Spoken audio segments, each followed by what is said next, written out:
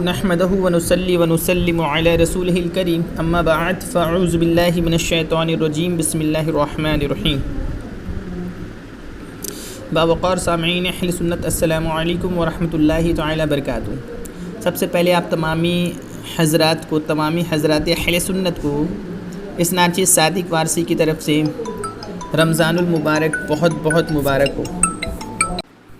ابھی کچھ لوگ نماز تراویح کے متعلق کچھ سوالات بہت زیادہ پوچھ رہے ہیں، جس سے معلوم چل رہا ہے کہ لوگ پریشان ہیں تراویح کو لے کر کہ اس لاک ڈاؤن میں تراویح کیسے پڑھی جائے۔ تو انشاءاللہ الرحمن اس کا جواب ایک آڈیو بنا کر دے دیتے ہیں، جس سے تمام بھائیوں کو آسانی ہو جائے گی۔ دیکھیں، نماز تراویح جو ہے وہ سنت موقدہ ہے، جو رمضان کے مہینے میں ہی چاند دیکھتی ہے۔ جب سے رمضان کا چاند دیکھتے ہی شروع ہوتی ہے اور عید کا چاند دیکھ کر ختم ہو جاتی ہے، ٹھیک ہے۔ یہ تراویح جو ہے وہ چاند دیکھ کر شروع کرنے کا اللہ کے رسول نے حکم دیا ہے، اور چاند دیکھ کر ہی ختم کرنے کا۔ اور اس کی رکعت جو ہے وہ 20 رکعت سنت ہے۔ اس پر صحابہ اکرام سے لے کے تمام امت کا اجماع ہے۔ جو لوگ 8 رکعت پڑھنے کے قائل ہیں وہ دراصل بدعتی ہے۔ 8 رکعت تراویح پڑھنا وہ سنت نہیں، بدعت ہے۔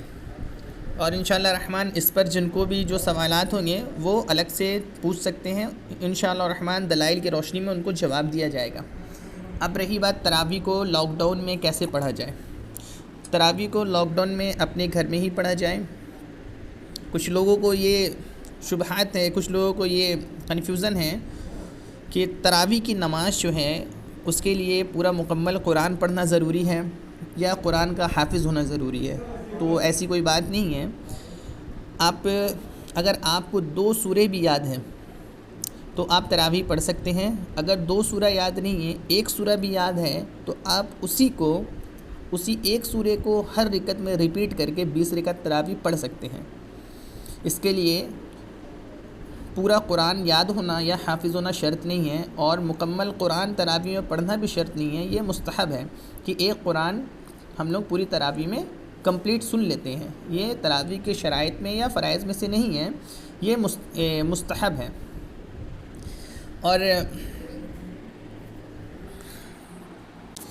اور رہی بات جماعت کی، تو گھر میں جتنے ممبران ہیں، جتنے حضرات ہیں، ان میں سے جن میں امام کے شرائط جو کنڈیشنز ہے اگر وہ پائے جاتے ہیں تو وہ ان کو امام بنا دے، اور ان کے پیچھے باقی گھر کے لوگ نماز جماعت سے قائم کر سکتے ہیں، ورنہ نہیں، ورنہ سب تنہا اور منفرد پڑھے۔